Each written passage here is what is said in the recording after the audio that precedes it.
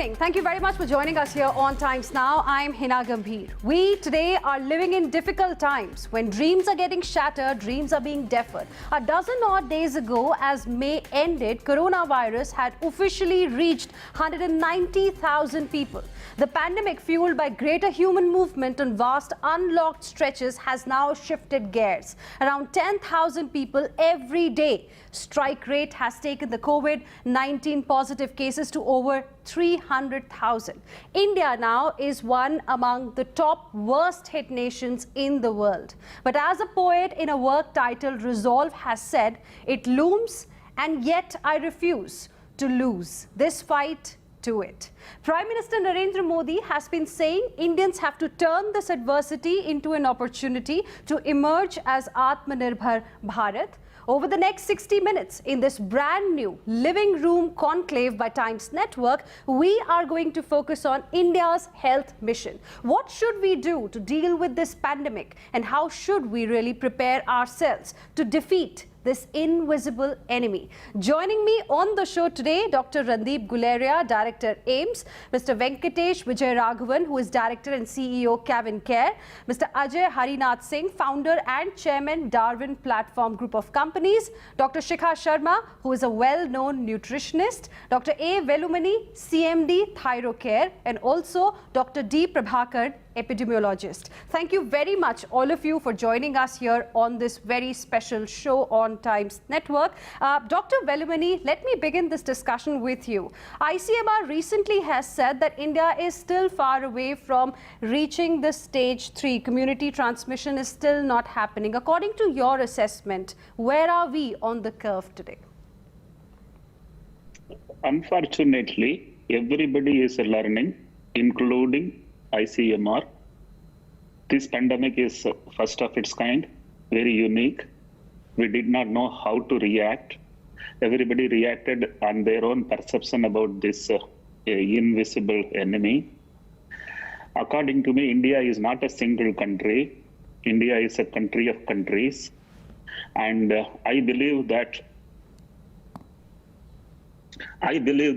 Mumbai kind of metro cities, we have reached to a kind of number which may not increase really. Tier 2 cities are yet to show off. Then will be Tier 3. If you look at country as a whole, it is not like Italy or Germany to see it as a thing happening in our control. So having said that, I don't know how to differentiate between phase 2, phase 3, phase 4. But I am of that opinion. This infections counts will keep on increasing. Number of deaths will keep on increasing. I have a reason to believe when 1,000 people die in a day, India would have reached the maximum. When this 1,000 deaths per day will come back to 100 is not known, whether it is after a couple of months or a couple of quarters. So country is too big. And this virus is not at all mild to India, as many people have been saying.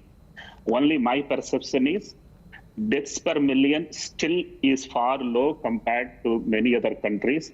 But I can only hope that it doesn't reach very bad. Otherwise, the transmission-wise, every state has a statement. Every, even municipality has a statement. Right. But I wonder how far we are right.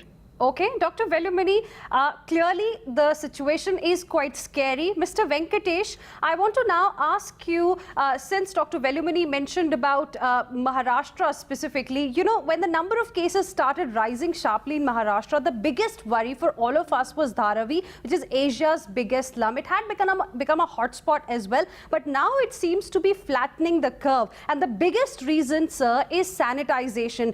Do you think this example has proven that sanitization perhaps is no less a weapon to deal with this pandemic as compared to a mask? Yeah, I do. I believe that sanitization is critical in this mission. While we have a global pandemic, the way to control this is not necessary yet, and we're fighting on it. Sanitization, I think, element that can overcome some of the, and I think probably getting proven in parts of the country, including Dharavi as well. While there may be many more reasons to it, sanitization definitely is one reason that I believe can help us control this menace right now. And my belief is self-hygiene is as important as public sanitization that we do today. And it is important that we as citizens practice self-hygiene a lot more and be aware of self-hygiene, control ourselves in terms of some of the social interactions that we do, and that would probably help us more. Okay.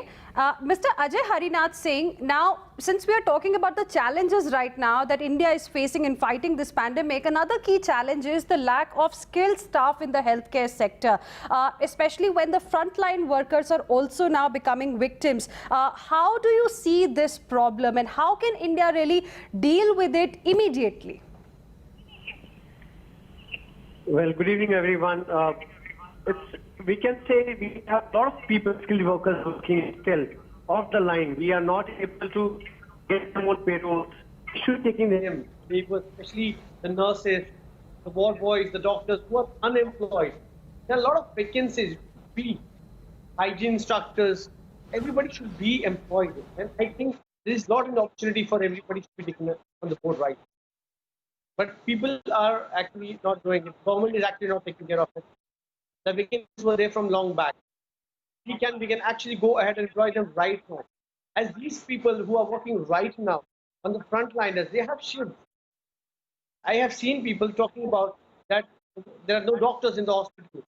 But the doctors are there. They have worked for 18 hours and 19 hours. You can't say some doctors that they're not working at all. And somebody working in the ICU has to go back home and has to go back home and has to go to a quarantine for 14 days. He doesn't have, you need a replacement. So the government has to act very strong. There are a lot many doctors who are unemployed. Hire them. They are waiting for you. There are a lot many nurses. There are professionals are waiting. Skilled laborers are waiting for you. But no, the government has to act. And it depends upon the people to people. Now, Chief Minister of Maharashtra is doing that job. I see our health minister has done a fantastic job. We have brought the numbers as per our population. We are intact, but still, we require a robust system to get people employed, and without that, we cannot move ahead.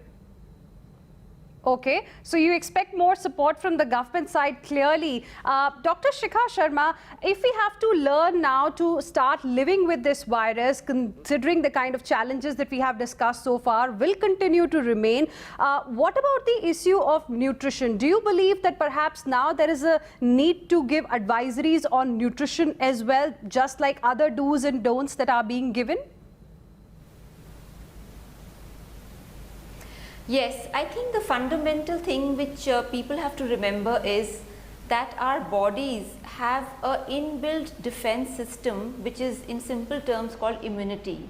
That means the immunity is fundamentally a method by which in the body antibodies are produced against the virus, and there is a complex system which kills all kinds of viruses. Now, if you really see the deaths between people who have comorbidity and people who do not have a comorbidity, it is significantly different. I mean, so people who are not taking care of their health, who are whose blood sugars are rising, whose blood pressures are not under control, and they are not, they are having asthmatic situation, they are more at risk. So I think number one defense against any virus is that immunity has to be boosted. Now, to boost immunity, there are several things which are well researched. For example, amla is well researched, ginger is very well researched, black pepper or kali mirch is very well researched. Similarly, cinnamon, it is very well researched. Even drinking water in copper vessels, like copper glasses, because copper kills virus very quickly, unlike stainless steel or glass. So I think to boost your nutrition and to eat right. Now, when I say eat right, basically we are empowering our body to increase, when we look at vaccines, when we look at other things, what we are saying is, oh, I'm going to only depend on a vaccine coming after several months and I'm not going to take care of my health till now. Now, this is not wisdom or common sense. So I think we have to be calm, we have to use common sense, and we have to be very clear that this is not the time to binge eat, this is the time actually to eat right, which I will keep explaining on what are the things we must include in our diet. Okay, very important point you've raised. Dr. Guleria is also now joining us in the broadcast. Dr. Guleria, I was discussing earlier with our other guest that ICMR has said that we still haven't reached the stage of community transmission. But then there are, statements coming from officials from Delhi government who seem to suggest that by July end, Delhi specifically, is going to have about 5.5 lakh cases. It's scary. What is your assessment of the pandemic, sir? So I think there are two parts of this. One issue is regarding community transmission. If you look at the data which ICMR showed, although this is from 30th April, but the prevalence of COVID in the entire country is not that high. And therefore, if we say there is community transmission happening in the whole country, that would not be a correct statement. However, we have the so-called hotspots, especially in metropolitan cities, where the number of cases are rising. And it is definitely true that there is a likelihood that local community transmission is happening in these areas, and that is why the number of cases are rising. If we need to work to decrease this, we will have to develop a specific strategy as far as these hotspots are concerned in terms of management, in terms of containment, and in terms of what we can do. I think that is very important. Okay, and so many are also saying that there is a significant shortage of beds in the country. Why is it now that the work has started on improving the health infrastructure when we are in the middle of a pandemic? Do you think perhaps that is another disadvantage with a country like India? So I don't think that the work has just started now. As a matter of fact, one of the advantages that we had of the lockdown was that the curve did not rise that steeply, and it gave us about 6 to 8 weeks to really work on building facilities. And two things that we realized based on what was coming out from data from our country. One is that our population is not that critically ill as what we were seeing in Italy and the US. Our mortality rates are lower.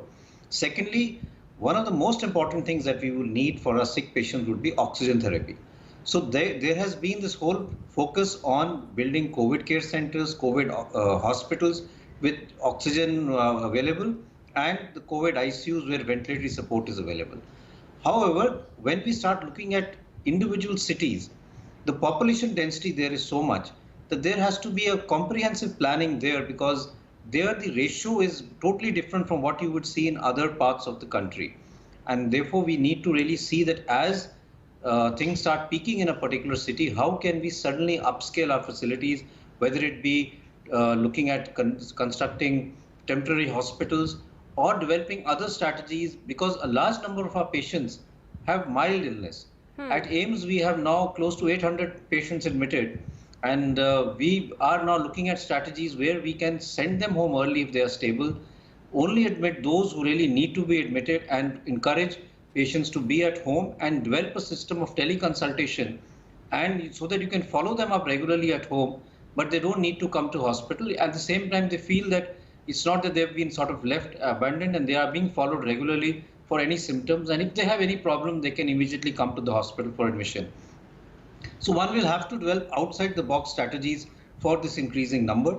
But I think a lot of things need to be planned urgently because of the fact that the numbers are rising significantly in many of the metropolitan cities. Two important points you've raised, Dr. Guleria. Out of the box strategies, need of the hour, need to plan things urgently. Dr. Prabhakaran, what do you suggest? Because our cases are rising by about 10,000 new cases per day, and India is moving up the ladder of the worst affected COVID countries in the world. It is not something that we can really be proud of.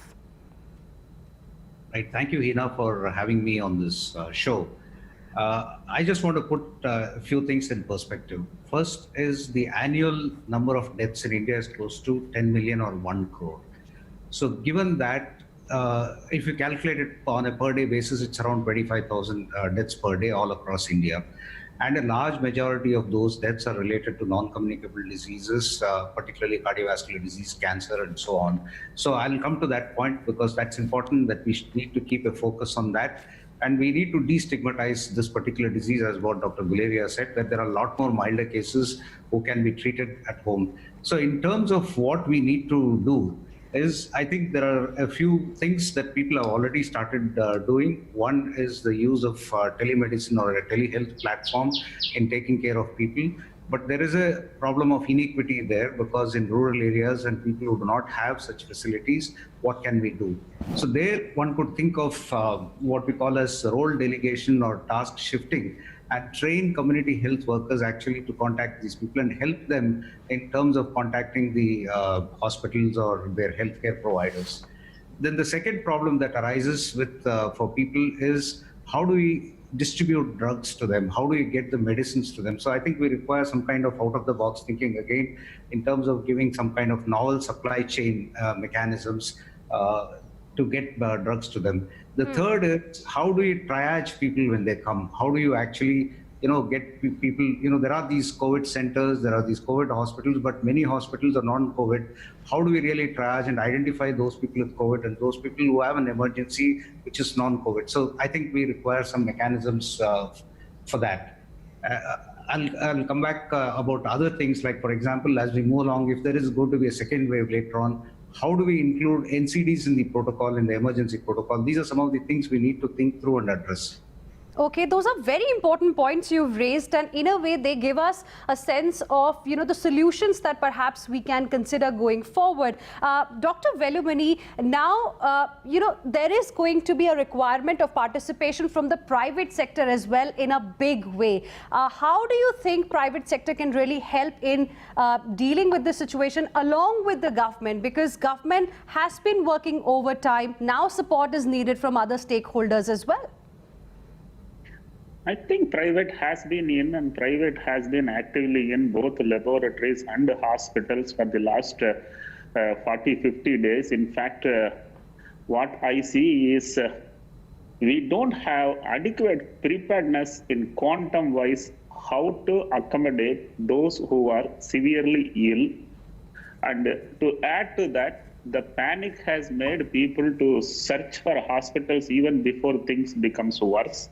And the number of beds available in the country, for the size of the country, for the size of the number of patients who may need it, that is the biggest alarming situation. If I know, if I have to go to a hospital and the hospital beds are not free, I am not worried about the disease as much as I am worried about the treatment I might get once I land in the gate of the hospital. Having said that, this virus is not going to spare anyone. Entire world population has to come under exposure. I don't think Indians can escape the exposure. Indians could have less infected per million because Indians are believed to have a better immunity. And Indians are less deaths per million because Indians have so far shown less deaths per million, will continue to do so. But 135 crores, even if the deaths per million is too little, you have too many in counts and you have to have facilities.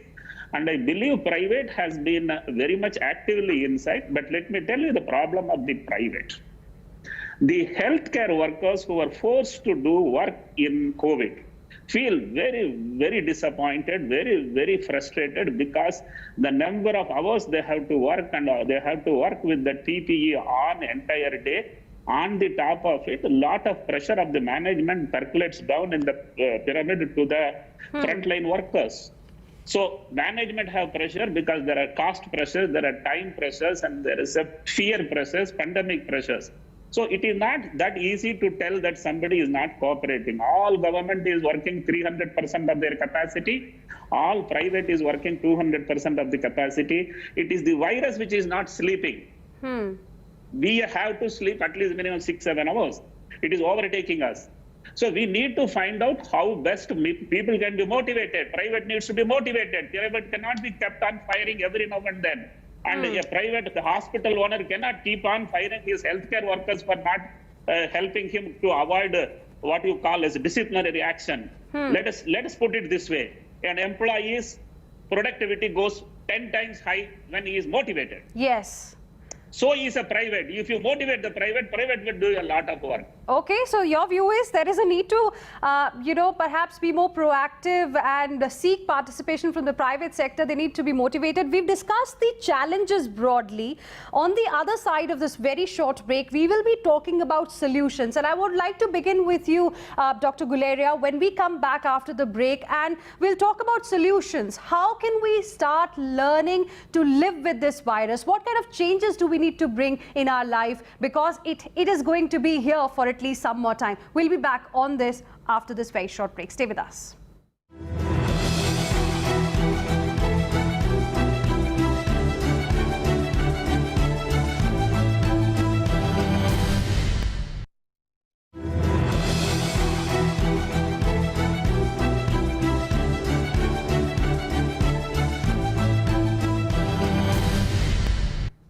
Welcome back. You're watching Living Room Conclave on Times Now, and we have an eminent panel of guests with us, and we are discussing the way ahead as far as this fight against coronavirus pandemic is concerned. What is it that we should now be doing in our lives to deal with this crisis, because it is going to stay here for some more time at least. Mr. Ajay Harinath Singh, I want to ask you, as you heard some of our guests trying to suggest that, perhaps we need out-of-the-box strategies, we need to do more to help Indians deal with this crisis. In your field, how do you think you can contribute? You've been a philanthropist as well. Are philanthropists, doing enough in this regard?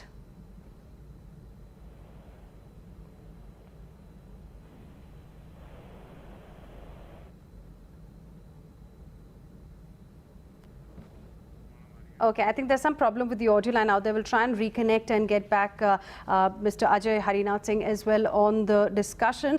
Meanwhile, Dr. Guleria, as we have discussed the challenges already, I want to focus on what next from here on. There is going to be a requirement of a large number of beds with the way cases are rising. Are we prepared, sir, to deal with this? So we are working, it's like a strategy that you work with as the pandemic progresses. And like I said, one had done a lot of work. The government had worked on creating what we call COVID care centers, COVID hospitals, COVID ICUs. But a lot depends on the numbers that rise, and the strategy will have to evolve as the numbers change. And remember, these are areas which are different. The whole country will behave in a different manner. Cities are behaving differently, small towns will behave different, rural India will behave in a different manner. Currently, majority of the cases that we're seeing, almost 70 to 80% of cases, are coming from metropolitan cities.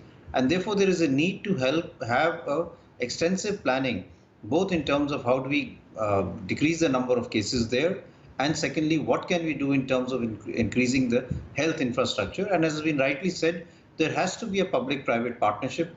There has to be incentives for the healthcare workers to be able to work in the COVID care, COVID centers and look after COVID patients. It's a challenging time for everyone, and I think everyone has to really come forward to really help in saving lives. The most important thing I think currently is not the numbers, but how we can keep our mortality down and how we can actually save lives. Okay, fatality rate in fact is quite low as compared to other countries. But Dr. Guleria, do you believe that there is also a need to perhaps relook at our testing strategy? We know number of tests per day have gone up tremendously, but one of the reasons why New Zealand has been able to remove coronavirus from its territory completely is because of mass testing. So I agree with that. I think there is a need to, our testing strategy has to evolve. It has to be based on two things. What is the question that we want to answer, and therefore test accordingly, and to see whether we have the capacity for what we want to do. We started off with only about 10 to 20,000 tests a day. We are now doing almost 1.5 lakh tests a day. Started off with very limited labs. We have now more than 800 labs, and that is growing, which can do testing for COVID-19. And therefore the capacity has increased tremendously. I do agree, as the capacity increases, we have to become more open, so that especially in the hotspots or in the areas where the number of cases are rising, we're able to really detect cases early, be able to isolate them, and thereby prevent the transmission of disease and thereby decrease the number of cases. So testing is an important strategy which needs to evolve and be possibly slightly different in areas where you're having the hotspots as compared to the rest of the country. Okay, focus on hotspots, re-look at the testing strategy is something that you believe is the need of the hour. Mr. Ajay Harinath Singh, I was asking you, as Dr. Guleria also mentioned just now, that, it is going to be important to have participation from the private sector, from all possible stakeholders to help Indians fight with this crisis. How do you think philanthropists can really help in this case? Well, everybody is going down the line to help everyone. And I think the media has covered every single part of it. Still, we can go up to micromanagement by going to the lowest level, keeping a health instructor in every district, every Zilla Parishad Panchayat, every village. And every health instructor can actually sanitize the area, take the ownership on the payrolls of the government or the private companies or the private health industry organization. We can make a difference in a very small manner and a much faster manner. This can be done in a robust manner if implemented by the government and the private players parallel. Okay. Dr. Prabhakaran, what kind of backroom work really are the epidemiologists doing at this point in time, considering that, with over 3 lakh cases, we have got a fair idea about, how this virus is moving from one place to the other in the kind of age groups that it is targeting right now. So what is it that you are going to advise, sir? So I think as an epidemiologist, we need to focus on three things basically. When we look at an epidemic, there are 3 aspects to the epidemic. One is the host, the second is the agent, and third is the environment. So we need to tackle all the 3 so that we come up trumps at the end of this epidemic or pandemic, as you want to call it. So one of the advice is social distancing, masks, which are very important. But as the pandemic progresses, newer challenges come up. Identification of new problems, new symptoms. Like today, for example, the government said that loss of taste and loss of smell should be an important symptom. So we should be nimble enough to identify those new things that emerge and include them in our management protocols. The second thing is, it is important to protect the elderly. It is important to protect people who have comorbid conditions, such as hypertension, diabetes, or cancer. And therefore, a process of what we call as reverse quarantine should be considered, where the younger people go out and work, because obviously we cannot lock down, or we cannot keep on saying that people should work from home or not come out at all. So the younger people have to go out. They may get the infection and come back home, but we need to protect the elderly people in the houses. And so we need strategies there. Something like a reverse quarantine is an important mechanism by which they're protected. One argument would be, how do you do it where there are crowded people, where in a room there are 3 or 4 or 5 or 6 people living together? How do you manage? So there again, you require some out-of-the-box solutions to get the older people into a different place as compared to the younger people. Some kind of strategy like that needs to be done. In terms of caring for patients, I think remote monitoring, telehealth, and those strategies that we discussed are extremely important. In terms of the host, that is the patient themselves, improving immunity, as what Dr. Shikha said, or maintaining the lifestyle. I mean, if you're a smoker, avoid smoking. If you consume alcohol, avoid consume alcohol. Those are the kind of simple things that can be done to reduce your risk of getting the illness. Okay. Dr. If you get it, you can manage it better. Okay. Dr. Guleria, as we were talking about how this virus is impacting people of different age groups differently, and as per the latest lockdown norms that are in place, as we are in the middle of Unlock 1.0, as many are calling it, there is an advisory, especially for elderly and for kids below 10 years of age, to stay indoors. But what the data now is suggesting, that as people have started coming out of their homes, fatality rate among those people of age group between 30 to 50 is also increasing. So I think this is a relative thing. It's increasing predominantly because we've been able to keep the elderly out. But if you look at the global data, it does suggest that those with comorbidities and those who are over the age of 60 and 70 are definitely at a much higher risk. And therefore, if we need to keep our case fatality rate down, our mortality down, we have to be able to protect the higher risk groups, because if they get infected, as happened in many nursing homes abroad, the mortality will really shoot up, and that's why our mortality is relatively low. Therefore, when we are talking of strategies, the strategy is not only to decrease the number of cases, the strategy is to protect those who are at a higher risk of getting serious illness and are dying because of COVID-19. And therefore, we need to develop strategies. It could be getting healthcare workers, NCC people, or the RAW of the colonies to get involved in trying to see how can we protect the elderly, support them, and see that they don't have to go out when it comes to some need, whether it's going to the bank or it's going to the market. Because if we are able to protect them and take necessary steps, we will continue to be able to keep our mortality as low as it is right now. Okay, and on the issue of testing as well, before I go across to Dr. Vellamani, I have one more question for Dr. Guleria. Dr. Guleria, do you believe that perhaps random testing is something that is the need of the hour as well at this point in time, with the movement of people now increasing, more and more relaxations kicking in, economic activity has to be started as well? So do you believe random testing is something that the country should now focus on, apart from focusing on the hotspots? No, I don't think random testing is the answer, for the simple reason that unless you test people who have higher risk contacts or who have ILI and you start testing everyone, it doesn't give you an assurance that this person will not become positive 5 days later. So if you start testing people randomly for whether they have COVID-19, it doesn't mean that he will not get COVID-19 a week or 10 days later. So there are two strategies. One is testing people who have symptoms or who have come in close contact and therefore are likely to have symptoms but are asymptomatic. And the second is to see what is the population which may have had the disease, which is what is known as serosurveillance. That is, you test the individuals based on sample size to see for how many of them have antibodies. And if they have antibodies, that means they have been infected or asymptomatic and have recovered. So your strategy for serosurveillance in various areas has to be different, because there you're trying to see how many were asymptomatic and got infected. But when it comes to treatment strategy, it will have to be done for those who are at high risk of getting the infection, either those who have come in close contact with a COVID positive patient, maybe asymptomatic, or those who have classical symptoms which suggest that they could be infected with COVID-19 and therefore need to be tested and isolated. Random testing, in my mind, would be a waste of our resources, and it will not really give you any protection, because it's a one-point test. It doesn't tell you what can happen 5 days later, 10 days later, or 2 weeks later.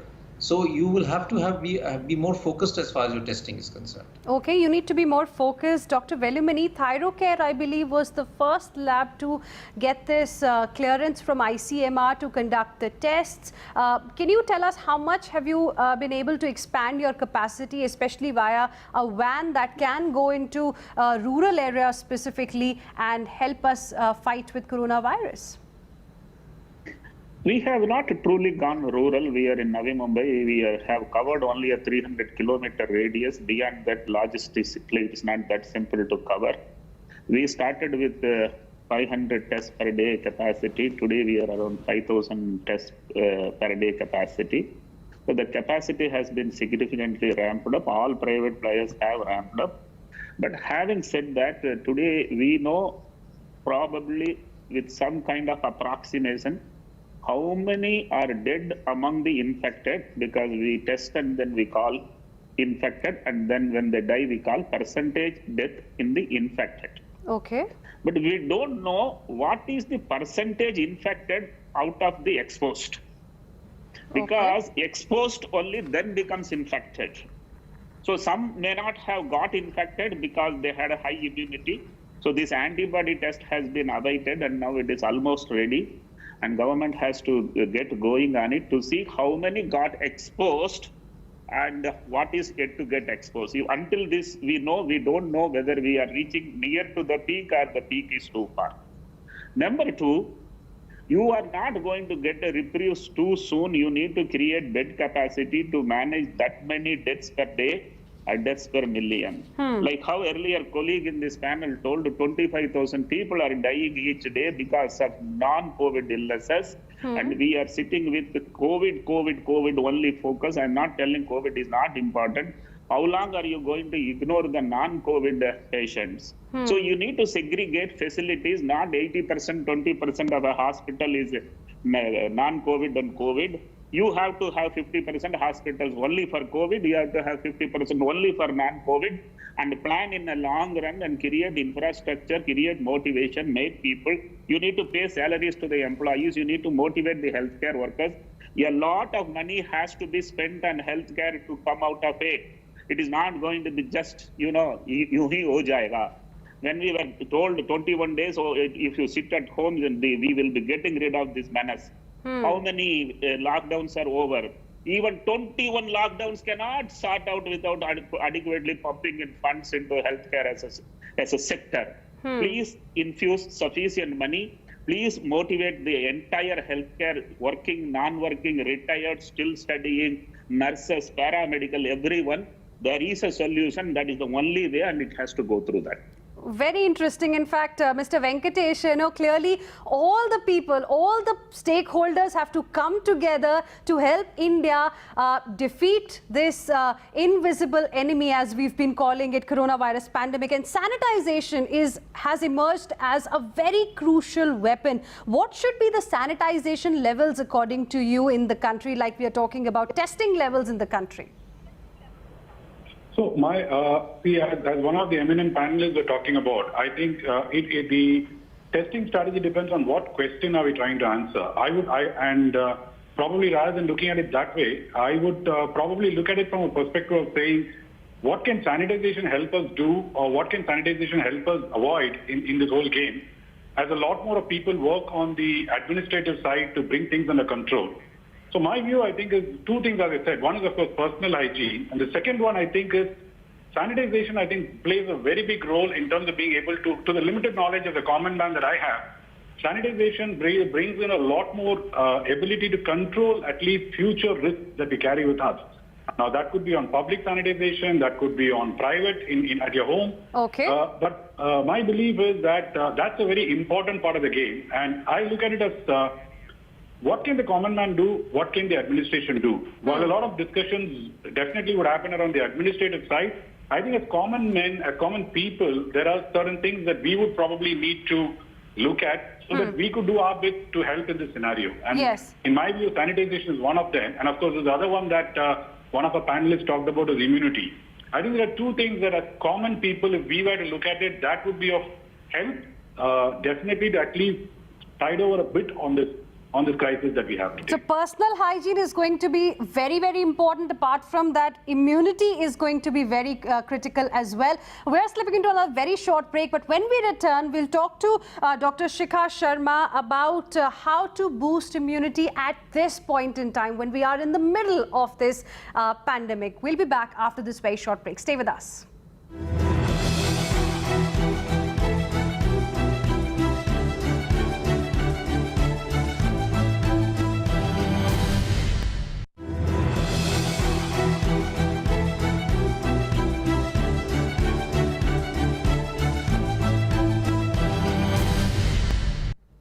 Welcome back on Darwin Group presents India Health Mission, powered by Bacto-V and associate sponsor Herbalife and Newberg Diagnostics. We are talking about how to live with coronavirus. What kind of changes can we make in our lives to ensure that we remain protected? Dr. Shikha Sharma, now this pandemic clearly has made all of us extremely conscious and cautious about our immunity. In the beginning, you also told us about the things that we should really be doing. People tell us what we should do, but what is it that we should not do? What is it that we should completely stay away from?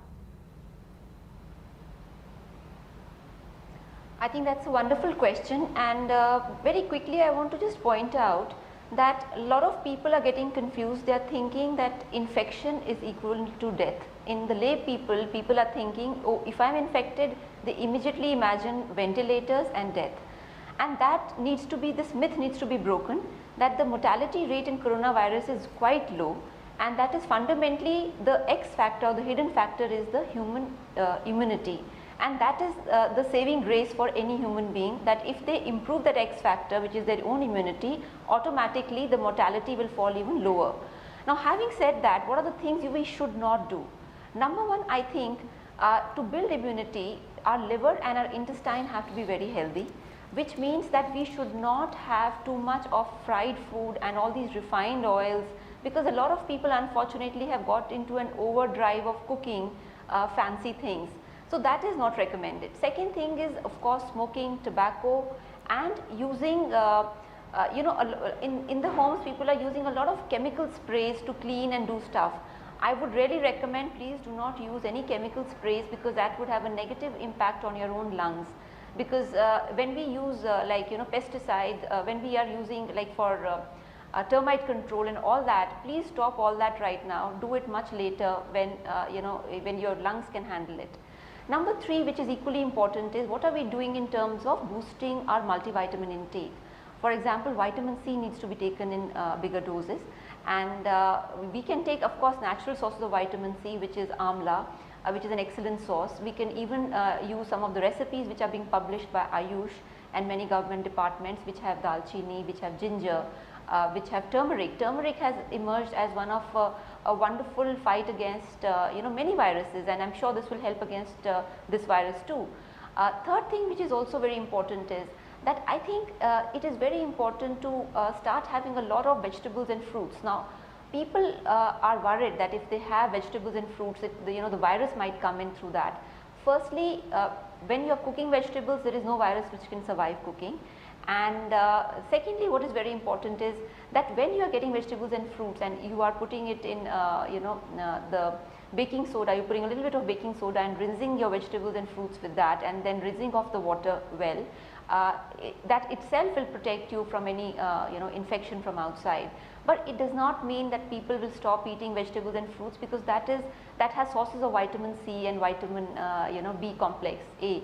Now, one more thing which is important is, as people are living indoors, they have completely stopped sun exposure, and there has been enough research showing that vitamin D deficiency is itself a risk factor for getting infected and it becoming serious. Okay. So my request is, please do not start, do not avoid sun to that level, and do get your vitamin D in adequate amounts. For people who already are very low in vitamin D, I would definitely advise supplementation with vitamin D. So these are the things which, like I said, the hidden factor, the X factor, which means that even if you get infected, if your your immunity is high, the mortality is going to be very low, and it is that's a very important piece of advice, Dr. Shikha Sharma, that you've given to our viewers today. Now, I also want to ask my other panelists as well, very quickly, what is that one piece of advice they will like to give to our viewers? How can we protect ourselves? How can we start learning to live in this kind of a pandemic? Let me begin with you, Mr. Ajay Harinath Singh. You won the Global Indian of the Award as well last year. What is going to be your piece of advice as India is now trying to learn to live with it? The slogan should be like, "Swasth chale, ghar chale." Because अगर हम स्वस्थ हैं तो हम घर पे सही रहेंगे. And probably everybody should be hygienic enough. So there should not be, the piece of advice is like, take care of your family. जान है, जहान है, मोदी जी ने जो कहा है, but still स्वस्थ चलना बहुत important है. That's the slogan I can give. Okay, Mr. Venkatesh, what is your last word? So my last word, I think, let's not forget our Indian traditions. I'm a firm believer that Indian traditions of the past, current, have a lot of solutions to what we are talking about as personal hygiene and immunity. We call them kitchen recipes today, but I think they are far more than just recipes. They have a huge amount of knowledge bank that can help us self-protect ourselves. So let's stay safe, stay secure, but I think let's go back to our roots. That would be my message. While yes, my salute to all the warriors in the front who are actually toiling their work out to help us be safe and secure. Dr. Prabhakaran, what's your last word? I think I would emphasize the three basic things. The mask, that's very important, social distancing, and of course hand washing and personal hygiene. And in terms of the diet, rightly pointed out, we have to have a balanced diet full of fruits and vegetables and a colorful diet. Avoid tobacco avoid tobacco completely, avoid alcohol as much as possible, but if you drink in moderation. and wait for the vaccine and the drug trials to come up and sort out the problem. Okay, so sanitizer should have the alcohol in the right quantity, but otherwise it should be avoided. That's your piece of advice. Dr. Velumini, I give you the last word. Yeah, actually, India is going to have less death per million. Today, India is around 5 deaths per million, whereas some of the Western cousins are at 300 deaths per million. It is not that it is yesterday, we have finished some 150 days the journey. India also will grow in deaths per million to roughly around 20 or 30 per million, but certainly not more than 100 per million like what has happened. So that is one thing we can feel little relaxed about, number one. Number two, I think it is very simple, as the earlier panelist was talking, immunity plays a very great role. If you have high immunity, you will not know that you got exposed. And if you have an average immunity, you will come to know that you are infected. And if you have a low immunity, afterwards you have to get into the hospital and you can come back. And if you have no immunity, you have to go. Okay. So take care. Immunity plays a very huge role in defending yourself. Government cannot save you nothing. It is your immunity which only can save you. Yes, you have to take care of yourself. That's the message. And thank you very much, all of you, for joining us on this very special show. This was only one part of this India Health Mission that we will continue over the next couple of weeks. More on what you should do, what you can do, and other aspects will be explored next week, same time. Thank you for watching.